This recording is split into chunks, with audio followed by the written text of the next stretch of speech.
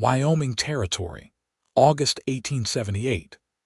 The sky was the color of burnt gold when the wagon rolled to a stop in front of the weather-beaten homestead, and Kenzie Porter knew she had nothing left to give except what was already gone. The land looked dry. Not dead, but tired like her.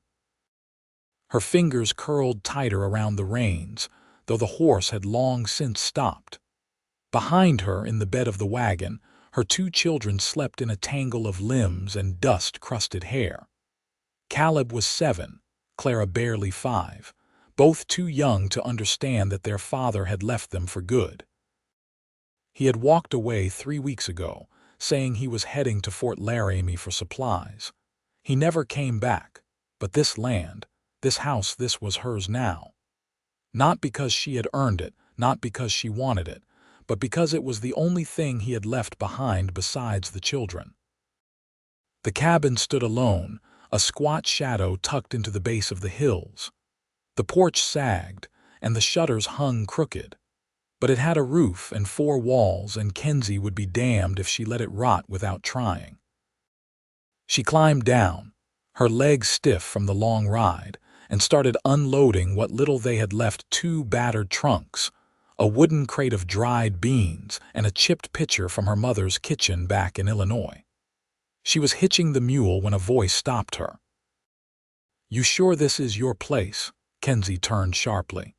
A man stood just beyond the fence, holding the reins to his horse. He was tall, sun-browned, with a lean build and a quiet way of standing like he had all the time in the world. "I am," she said, brushing hair from her face. "It used to be my husband's." The man's gaze held hers. "Used to, he is gone," she said simply. The man nodded. "Name's Merritt McAllister. I own the land up that way." He gestured toward the ridge. Saw smoke. Figured someone finally came back. She looked toward the limp chimney. "I lit a fire for the kids. It was cold last night." He nodded again, then stepped closer. "You got water here?" "Not much," she admitted. "The well's half dry." "I can help," he said, without waiting for her to ask. "Get it cleaned out if you want." Kenzie hesitated, but then Caleb stirred in the wagon bed and Clara whimpered softly in her sleep. She looked back at Merritt. "If you have time, I would be grateful." He tipped his hat. "Got time." By the next evening, the well was running clear again. Merritt had worked without complaint, sleeves rolled, boots caked in mud, his shoulders damp with sweat. He had not asked questions, not once. Not about her husband, or where she came from, or why a woman with 2 children was trying to make a life on a broken-down patch of land. She brought him a cup of coffee as the sun dropped low. "You did not have to do all this." "I wanted to," he said, taking the cup. "You and the little ones, this land's hard. You should not be alone out here." Kenzie sat down on the porch steps, the wood warm beneath her skirt. "I am not sure I have a choice." Merritt sank down beside her, his elbows resting on his knees. "You always have a choice." She looked at him, really looked. His face was rough-hewn but not hard. There was something steady in his eyes, something that made her stomach tighten in a way she had not felt in a long time. "They were scared when he left," she said quietly. "Caleb still listens for footsteps at night. Clara crawls into bed with me and asks if the wind is going to take us too." Merritt glanced at the wagon where the children now slept inside the house on straw pallets. "They will settle. You will too." "I do not know how," she admitted. "You do not have to know right now," he said. "Just have to try." Over the next week, Merritt came by each day. Sometimes with tools, sometimes with seed, once with a scrawny hen tucked into a sack. He helped mend the fence, fixed the door so it did not creak, and showed Caleb how to patch a boot. He never stayed too long, and he never pushed. But he always came. Kenzie found herself waiting for the sound of hooves each morning. The rhythm of him, his quiet strength, his unspoken kindness settled into her like sunlight through a dirty window. Not sudden, but steady. One afternoon, she caught him playing checkers with Caleb on the porch. Clara sat in his lap, braiding his suspenders. She froze in the doorway, watching. "You are letting him win," she said, crossing her arms. Merritt looked up, grinning. "I might be." Caleb puffed his chest. "I beat him 3 times." Kenzie smiled, the first real one in weeks. "Is that so?" That night, after the children were asleep, she found Merritt still sitting on the porch. The lantern cast a soft glow across his face. "You do not have to keep coming here," she said, her voice low. "I know," he said. "But I want to." She sat beside him, the silence stretching out like the plains. He did not reach for her. He did not have to. "You could have just passed me by that first day," she murmured. "I saw you," he said simply. "You were trying to stand when everything else wanted to pull you down." Her throat tightened. He looked at the house, then back at her. "This place, it needs more than patching. It needs laughter, warmth. It needs people who belong here together." She swallowed, her heart thudding. Then he said it. "This house still needs a family." Kenzie blinked, the words cracking something open inside her. He did not say anything more. He just waited. And when she finally leaned her head against his shoulder, slow, unsure, he shifted only to make room for her. His hand found hers, warm and certain. And for the first time in what felt like forever, she did not feel alone. The wind shifted east 2 days later, bringing the scent of pine from the hills and a shiver of autumn threading through the heat. Kenzie noticed it first in the chill that crept under the door just before dawn, and in the way the chickens huddled tighter in the coop Merritt had helped mend. She stood near the stove, coaxing heat from the embers with a pine knot, when Clara crept in barefoot, dragging her quilt behind her. Kenzie lifted her without a word, settling her on her hip as she stirred the pot of mush. The girl's head dropped to her shoulder without protest. "Caleb's up," Clara mumbled. Kenzie looked toward the back room. "Did he say anything?" Clara yawned. "Said he wants to help with the fence today." Kenzie kissed her hair. "Good. He'll need to ask Mr. McAllister what to do." Outside, the sun had barely cracked the edge of the ridge when Merritt's horse picked its way through the gate. Caleb was already waiting, boots half-laced and hammer in hand. Kenzie watched from the window, one hand resting on the sill. Merritt dismounted slowly, then handed Caleb a coil of wire and gestured toward the north pasture. The boy nodded and started off, lanky legs moving with purpose. Merritt didn't come to the porch that morning. Instead, he walked the fence line with Caleb, showing him how to test the posts, how to spot where coyotes had slipped through. Kenzie watched them from the field, her hands deep in the soil as she turned over the last row of beets. It wasn't the kind of help she'd expected when he started coming around, but it was the kind that stayed with her long after he was gone. That evening, she found him at the barn, brushing down his horse. "Caleb feels proud," she said, stepping into the warm dusk. He looked over, his hand stilling on the gelding's shoulder. "He's got good instincts, knows when to listen." She leaned against the doorframe, arms crossed lightly. "He's always been careful, too much so for a child." Merritt nodded. "That'll ease when he sees things hold steady." Kenzie watched the fly buzz near the lantern, her voice softer now. "I thought he'd grow up somewhere else. A town, maybe. A schoolhouse close by. I never thought it would be this." "You regret coming?" She met his eyes. "No. I regret who I came for." He didn't speak for a long moment, just rested the brush on the stall rail and stepped out into the yard. "You've built more from nothing than most men I've known with 10 times as much." Kenzie followed him, the hem of her skirt brushing the dry grass. "And what about you, Merritt McAllister? What did you build?" His jaw tightened, but not with anger. "A cabin on the ridge, 2 horses, a patch of wheat that never grows straight. I built quiet mostly." "You live alone?" "I do. By choice." His gaze didn't waver. "At first." "Then it just stayed that way." She nodded once, then looked toward her own house. The windows glowed faintly with lamplight. There's a feeling I get sometimes, like I'm holding everything together with one hand and trying not to drop the rest. He stepped closer, the space between them narrowing. You're not dropping anything. She didn't move, didn't blink. You keep showing up. I will keep showing up. The sound of crickets rose around them and a barn owl called from the ridge. Kenzie turned toward the porch, but her voice lingered behind her. If you're going to stay, I'll need help with the roof come September. I'll be here, he said. She didn't turn again, just walked back to the house, her steps slow and even. That Sunday, the preacher from South Pass rode through, stopping at the homesteads to offer scripture and news. He had a thin voice and a thick beard, and he spoke mostly of drought and patience. Kenzie offered him coffee and a slice of cornbread, which he took gratefully. When he left, Merritt appeared not long after, carrying a wrapped parcel under one arm. He handed it to Caleb without explanation.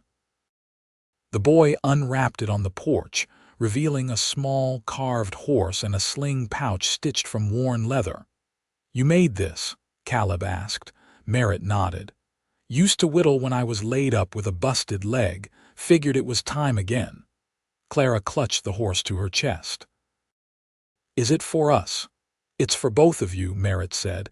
Kenzie watched him from the doorway, her hand resting on the frame. "You're not just helping," he met her eyes. "No, you're choosing us." His voice was low. "I am." She didn't smile. It wasn't joy she felt, it was something quieter, more settled than that. She stepped down from the porch and reached for his hand. He took it, without hesitation. Inside, the children pressed the carved horse between them like it was made of gold. Outside, the porch held them in the last of the evening light, neither of them speaking, neither of them needing to. Behind them, the house stood steady. And this time, it felt like it might keep standing. The first frost came slow, edging the windows in lace before dawn. Kenzie woke to the sound of Merritt splitting kindling behind the barn, each strike steady, like a bell counting down toward winter. She pulled a shawl over her shoulders, careful not to wake Clara curled beside her, and stepped outside with her boots unlaced and her breath clouding in the air. "I was going to do that later," she said, voice rough from sleep. Merritt paused mid-swing, axe held loosely, and looked over his shoulder. "Better now than after the ground's too hard to dig." Kenzie crossed the yard to the stacked wood, crouching to gather the split pieces into her arms. "You always work like the weather's already turned." "It will," he said. "I've lived through enough winters here to know what's coming." They worked in silence until the sun crested the ridge, its light thin but honest.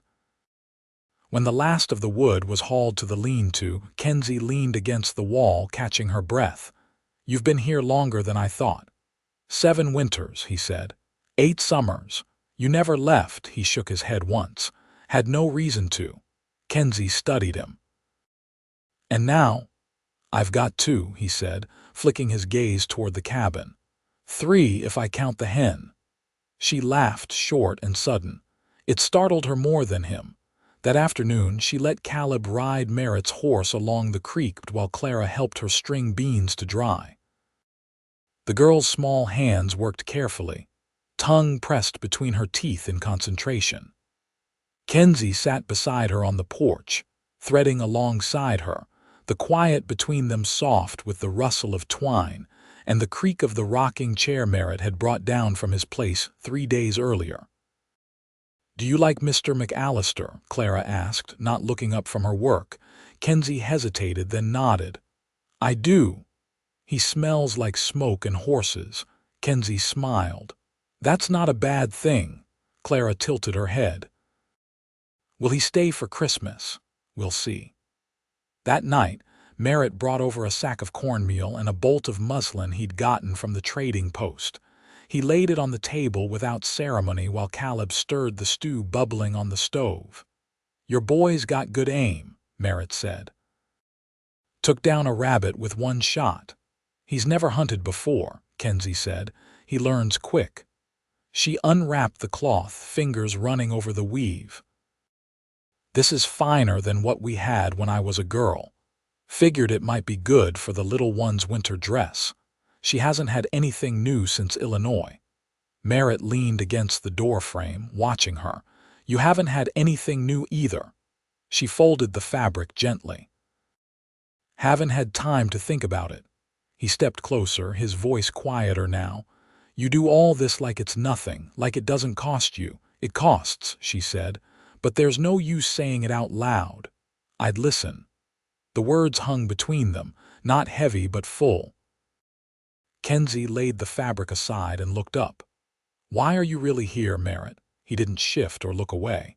"Because I want a life that doesn't end when the sun goes down." She studied his face, the lines worn deep from sun and wind, but not regret. "And you think you'd find that here?" "I think it started here." He reached into his coat, pulled out a small tin, and set it on the table. She opened it slowly. Inside, a pair of simple gold rings, dulled with years but whole. "They were my mother's," he said. "My father gave them to me when he passed. I've kept them waiting." Kenzie's breath caught. "I'm not asking for an answer tonight," he said, "but I want to build something that doesn't vanish come spring. If that's with you, then I'll be the luckiest damn man this side of the Rockies." She touched the larger ring with her thumb. "I didn't think I'd get to choose again. You do now." Outside, the firewood cracked in the cold. Inside, her heart turned slow in her chest, warming from the inside out. She looked toward the children's room, where Caleb's steady breathing rose and fell, and Clara's small hand lay curled on the quilt's edge. Kenzie closed the tin and placed it gently into the drawer beside the hearth. "You'll stay for supper," she said. "I was hoping you'd ask." She handed him a bowl, and for the first time since she stepped off the wagon, the table felt full. Not crowded, not loud, just full. And when Merritt reached across and passed her the bread, their fingers brushed, and she didn't pull away. The first snow came early, catching the tops of the hills before the maples had fully dropped their leaves. It didn't stay, just dusted the ground and melted by noon, leaving the earth damp and the air sharp with the scent of wet bark. Kenzie stood in the stillness after breakfast, apron damp from the wash basin, watching Merritt build up the smokehouse behind the barn. Clara played nearby with a handful of corn husks, twisting them into doll shapes. Caleb sat on an overturned bucket, watching Merritt's hands as he set the beams upright and wedged them with stone. "Why do you make the corners like that?" Caleb asked. "Keep the wind from getting in too easy," Merritt said, not looking up. "Smoke has to hold steady if you want the meat to cure right."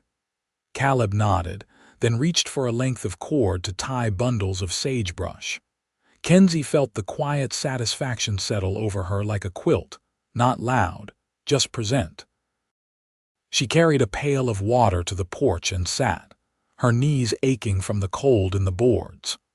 From where she sat, she could see the ridge, low clouds dragging across it, and the faint trail Merritt's horse had worn between their places. "You never said what brought you west," she said when he returned to the steps, dust streaking his sleeves. He took off his gloves, flexing his hands. "My brother came first, sent letters about cheap land and open sky. Said I could carve something out if I had the back for it. You older or younger?" "Younger." She watched as he poured water into the trough, the steam rising.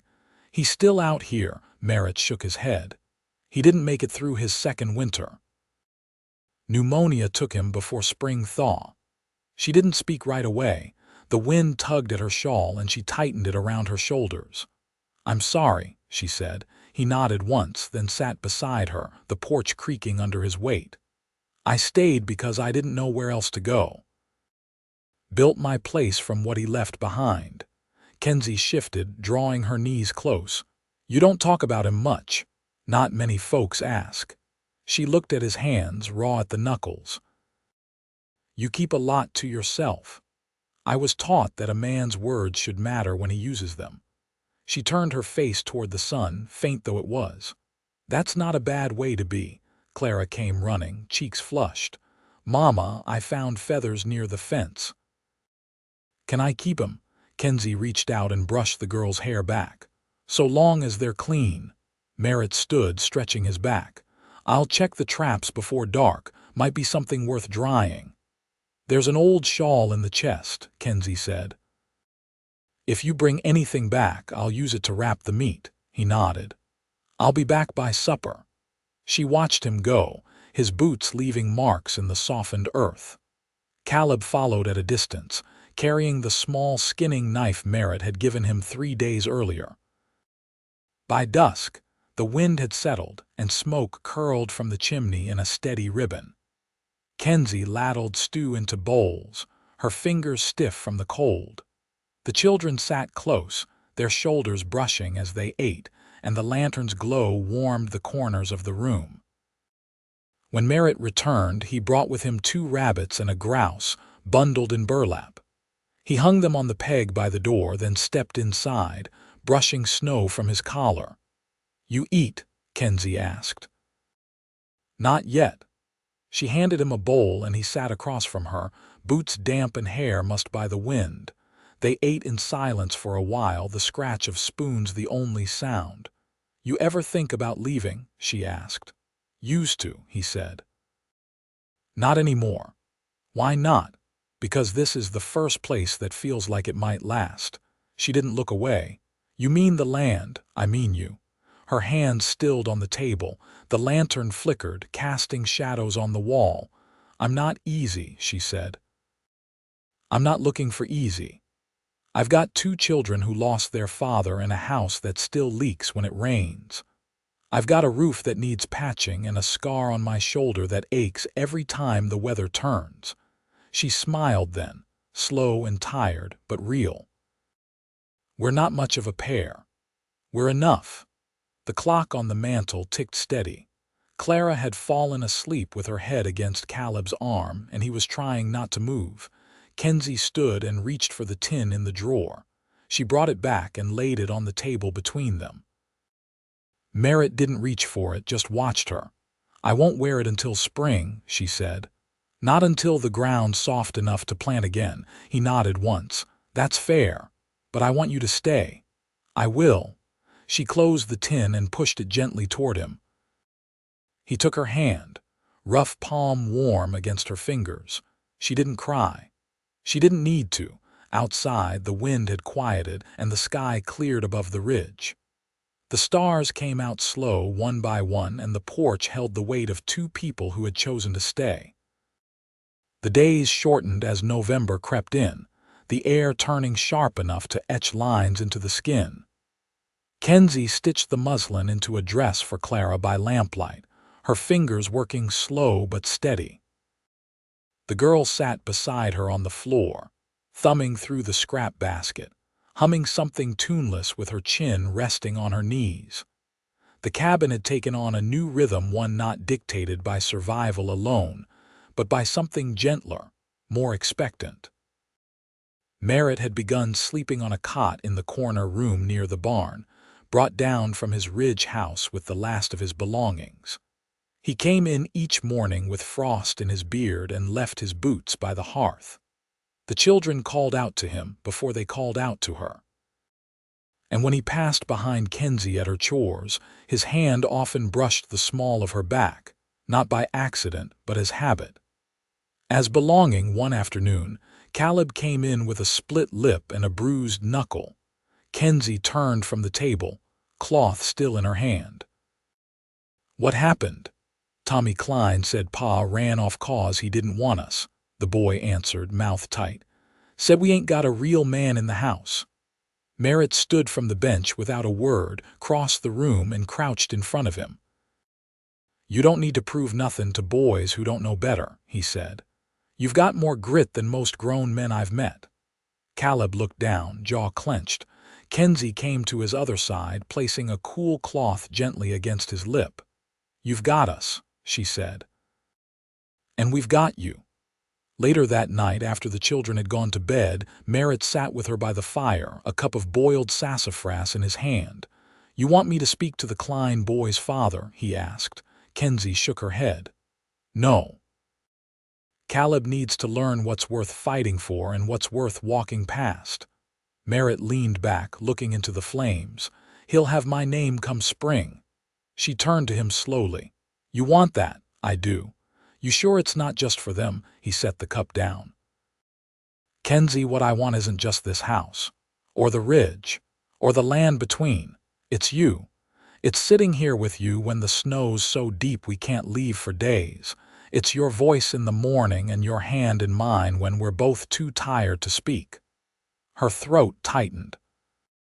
"I never imagined a life like that, not one I could choose. You've chosen it. You just didn't put words to it yet." She reached for his hand, her fingers threading between his. "Then I will." They married in early December in the small church near Sweetwater Crossing. The preacher was the same one who'd stopped by for coffee that past autumn, and he brought a sprig of pine to set on the pulpit. Clara wore her muslin dress, hemmed with red thread, and Caleb stood straight beside Merritt, his hair combed flat and his chin held high. There was no music, no grand crowd. Just vows spoken clear. A ring slid onto Kenzie's finger, and Merritt's eyes steady as ever, not asking her to be anything but herself. Afterward, they returned to the homestead, where neighbors from 3 valleys over had brought pies and smoked meats and jars of apple preserves. The children chased each other between the fence posts, while the grown folk leaned against wagon beds, sharing stories under the low winter sky.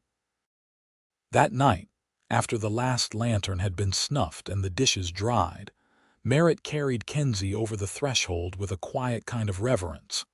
Not because it was expected, but because he wanted to mark the moment in the way he marked everything, with care and without show. He set her down by the hearth. She turned to him, her voice barely above the crackle of the fire. "This house feels different now." "It is," he said. "It's ours." They lay together in the bed she'd once shared with a man who never returned, but there was no shadow left of that. Merritt loved her with a slowness that spoke of trust, and when she woke curled against him, the ache she'd carried for so long had finally quieted. The winter passed with snow piled high against the windows, and smoke rising from the chimney in a steady stream. Merritt taught Caleb how to track elk, and Kenzie pieced together a quilt from old flour sacks and the last bits of her mother's apron. Clara learned to read her name from the Sunday paper Merritt brought back when the roads cleared. By spring, the land softened underfoot, and the first shoots of corn pushed up through the soil. Kenzie planted a row of wildflowers along the fence, not for utility but for beauty. Because now there was room for that too. In May, Merritt filed the papers to adopt the children. Caleb signed his new name with careful pride, and Clara asked if she could still call him what she always had. He said yes with a smile that reached the corners of his eyes. And on a Sunday morning so warm the windows stayed open, Kenzie stood in the doorway of their cabin, watching Merritt walk up from the creek, his shirt damp and his boots muddy. He looked up and saw her, and he didn't wave, didn't call out, he just smiled, slow and sure, and she smiled back. Because he was hers, and she was his, and that was more than enough for the life they were building, one piece at a time, on land that had once felt empty but no longer did. Forever began there, in the quiet of Wyoming spring, where love had taken root and held.